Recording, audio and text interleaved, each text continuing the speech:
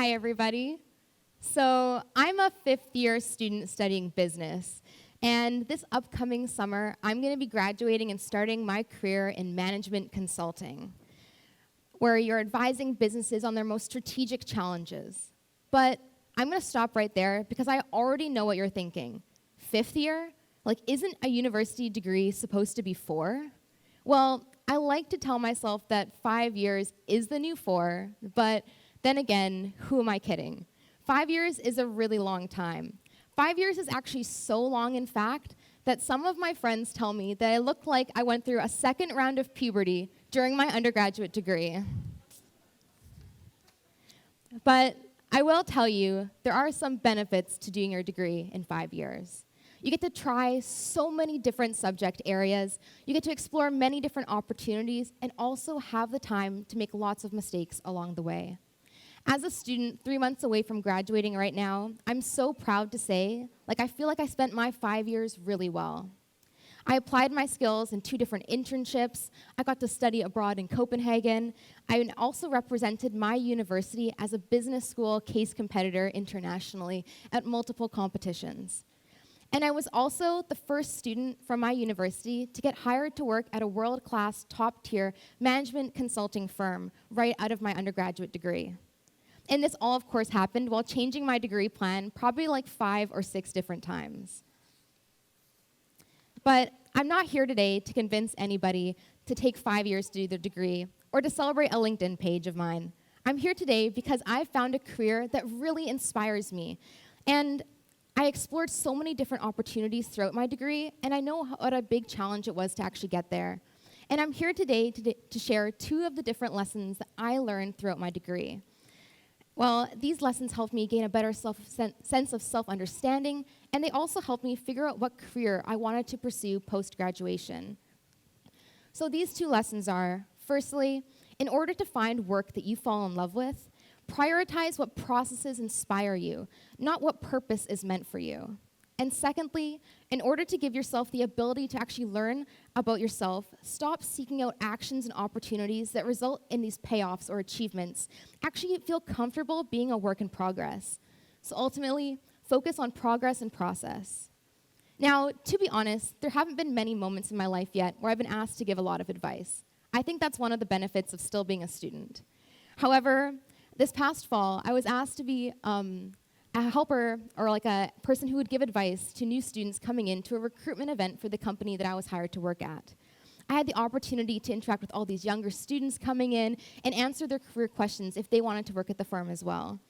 So during this networking session, many students came up to me and had a lot of questions. Some of them asked stuff such as, how did you know this job was for you?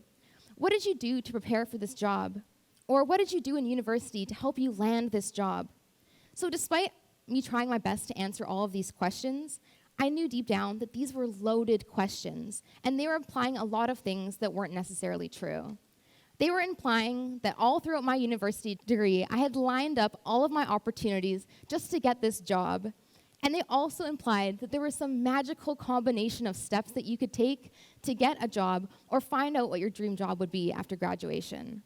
And it also implied that somehow me, this massive work in progress, that I actually knew the answers to these questions too. And when I look back at my career path leading me up to choosing consulting or getting a job, it was no straight line, and I had no idea that I even wanted to pursue this career in the first day of my university experience. And there are also so many different paths to get to any different job or end destination. There isn't one right opportunity. However, when I started my university degree, just like all of these students, I also believed in all of these assumptions. I also thought that a university path would look something like this. Now, in this dream mythical path, if this would have been my journey, what would have happened would have been that I would have known right from the beginning of university that I had an amazing career goal. I would have worked really hard. I would have lined up all of my opportunities to get this career, and then I would have graduated and got my dream job. And maybe this path would have been really great, but it wasn't mine at all. And if it had been mine, I'd probably be a best-selling author right now because I would be able to tell you the 10 successful steps to take in order to land your dream career. But in reality, this is not at all what my path was like, and it actually felt something more like this. As you can see here, my university path consisted of multiple midlife crises at the young age of 19 and 21, and a variety of career changes as I realized different opportunities that worked or didn't work for me. Additionally, to give you a rundown, when I started university, I believed in two main things. Firstly, my purpose. I knew that I needed to positively change the world. And secondly, I wanted opportunities that resulted in payoffs. I wanted to achieve things in my degree. So regarding this purpose, I think this really stemmed from being a millennial. We're always told that we're part of a generation that's going to change the world, and I wanted to be a part of this too. I wanted to make a difference in my career, and I wanted to actually figure out what my main purpose in life would be. And secondly, regarding payoffs, I wanted people to know that I was competent, that I could get hired to work, and that I was smart. I wanted people to see the successes that I was having in university. But regarding these two goals that I had set out for myself, I actually had thought I achieved them pretty well. So I had worked with great purpose. I had done different research competitions to look at medical innovations in the waste management sector. I'd even started a financial literacy program. I was making great progress on my goal of having a purpose. I also had work with large payoffs. I did multiple business competitions, placed first, and I even had articles written about myself from the BD School of Business. I was getting recognized, I was having fun, and I was honestly making a great difference in my career. But it wasn't until the end of my third year of university when I found myself at the Scroll World Forum at Oxford University when I realized that I didn't actually have anything figured out at all. My two teammates and I had been invited back for our work and our competition results, placing first in a research competition for our medical waste findings at Oxford University. Due to our first place finish, we had been invited to this amazing conference full of innovators, change makers, activists, politicians, CEOs, and these people were working towards incredible things, such as ending child hunger, and one person was even using blockchain to help end sexual assault. These people had found their purpose. I remember feeling so inspired by every single person that I talked to. Everybody that I talked to was so passionate about what they were doing. But at the same time, in talking to all these people, while I was feeling quite passionate, I also began feeling defeated. I was talking to people who had found their purpose, and I could see in their eyes how excited they were whenever they talked about this. And in seeing how excited they were about their work, I started to realize that I didn't feel the same way about mine. I had not found my purpose. You see, I enjoyed working on this medical waste project with my teammates, and I cared about the environment, but I knew it's not what I wanted to do forever. And I had run a financial literacy program in Vancouver, but in running this program, after a year, I passed it off for someone else to run. I cared about environmentalism, and I cared about financial literacy, but I wasn't really sure if this was what I was meant to do. Was this my life purpose, one of those two causes? I kept searching for something different because I couldn't decide on what this one mythical purpose would be. And in doing this, I felt like I wasn't even sure if I was meant to be at this event anymore because I wasn't like the rest of the people surrounded in this room. When I was facing all of these doubts, however, what I found was that I made two mistakes, and these two mistakes were the mistakes that I had made at the beginning of my university degree. I had focused on finding a grand purpose, and I'd also focused on finding opportunities that resulted in a payoff. Now, you see, in focusing on all of these grand purposes with my life, I wasn't actually understanding or taking any time to explore who I actually was. And why hadn't I done this? Because I was so busy only doing what I was good at and the opportunities that would result in a payoff that I had never actually explored being a work in progress, learning new things, and getting outside of my comfort zone. There's a good quote that I once read. There are three versions of yourself: the version that others think you are, who you think you are, and who you actually are. Now, what I realized was that the first 3 years of my university, by taking on all these opportunities with these very visible results, these first place finishes on a stage, that I was really focusing on the first version of myself, what others would think of me. And by taking on so many different opportunities that were dedicated towards environmental causes, financial literacy causes, what I was really doing was focusing on the second version of myself, who I thought I was, who I thought I could be in having this grand purpose with my life.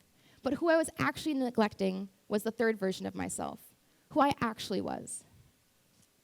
Now, in doing so, for the 4th year of my university degree, I decided to get comfortable being a work in progress. What this meant was taking a step back from all of these different showy opportunities. I decided to go behind the scenes and work on myself. I went on an exchange, traveled abroad. I joined a career preparation program where I spent hours and hours every week learning all of these new skills to help me advance my business knowledge in the comforts and the grand stage of my little office at university, not in front of anybody else. I volunteered, I spent more time with friends and family, and what I found was I was beginning to grow as a person and understand who I actually was. I was beginning to reflect on what kind of work I wanted to do in the future and understanding the processes that I actually enjoyed. Now, instead of looking ahead and asking myself, what purpose do I want with my career? I started asking myself questions and actually reflecting on the opportunities that I had taken part of. So instead of asking myself these questions and writing down all the answers, I started looking back at what I had done and writing down the very, very small aspects from everything that I had done. So these included items such as what inspired me, what excited me, and what had strengthened me. Now, throughout one of the co-ops that I had in the past in university, I once had a mentor that told me, look to find your strengths. And these aren't what you're good at. This is actually what excites you instead, something that strengthens you in the work that you do. So after spending some time thinking about this list of what strengthened me, my final list looks something like this: working on teams, working in high-intensity scenarios, problem-solving complex problems, collaborating, presenting solutions, and empowering other people. I started to recognize that I love to travel so much. You see, I even love to travel to business competitions hosted in Edmonton in negative 35-degree weather. That's how much I love to travel. And this list that I had put together was a list of all of the processes that I actually enjoyed on a day-to-day basis. This wasn't any grand purpose, and it really could be applied to so many different career paths. And it helped me realize that a lot of the things and career paths that I had been considering that would have a grand purpose, like researching medical innovations or maybe going into humanitarian law, they weren't for me because the processes of the day-to-day and what actually strengthened me as a person didn't line up. When I looked deep down at the root of this list, what I found was it actually helped me point towards a career that I could apply to many different areas that had a grand purpose. For me, this was consulting, where I could help businesses with a variety of different problems that they were facing. Additionally, it would help me to help them empower clients by providing them the necessary information to make their strategic decisions confidently. I could travel, work in new teams, and solve really complicated problems. By understanding what processes inspired me, I was also able to be comforted by the fact that I could be a work in progress and learn along the way. And I also could find a career that didn't have one clear definition of a purpose, but find a career that had many different areas of impact throughout my life. So if you are someone who's still looking for work, is unsure of what to study, or if you're at a career transition point in your life, I would like to end by challenging you with two things. My first challenge for you would be to stop thinking about the end destination or purpose you want to achieve with your work. Don't forget your values, of course. Those are integral to remembering who you are as a person. But don't just fixate on the end destination of what you want your work to achieve. There are a million different ways to create an impact to end child hunger, or create global happiness, or end global warming. There are a million different ways to get to that same purpose. So just by fixating on this one big impact of your career, you won't necessarily narrow down your decision any further. Also, challenge yourself to rephrase the question, what do I want to do? And rephrase this into smaller but richer questions, such as, what strengthens me? What kind of environments inspire me? What do I find myself being drawn towards? Or even, what does a perfect 10 a.m. morning look like to me? And just as important, thinking in this mindset isn't possible when you're just seeking off these very flashy or highly achievement-oriented opportunities.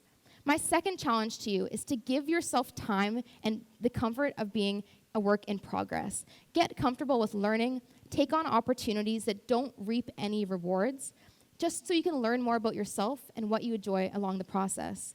Sometimes we get so caught up in being recognized for what we're good at that we forget if we were actually doing these opportunities because we were just good at them or because they actually inspired us along the way. So I don't have my degree in psychology, and I'm not a life coach, but I am a fifth-year student who was able to figure out what her dream career looked like and actually get a job offer a year and a half before graduating school. After many trials and errors and lessons learned, I'm really happy to say that I figured out what inspires me. I'm confident in saying I know what my next career step is going to be, and I'm so excited to move forward with that step in my life. I have shifted my mindset from once focusing on finding a purpose in my career to figuring out what processes work for me and therefore knowing what my next step is going to be. I have grown comfortable taking on opportunities that allow me to be a work in progress and not just the ones that achieve a visible payoff. After 5 years, I was able to discover what fuels my fire. And I hope that with these mindset shifts, you're able to discover what fuels yours too, maybe in just a bit less time. Thank you.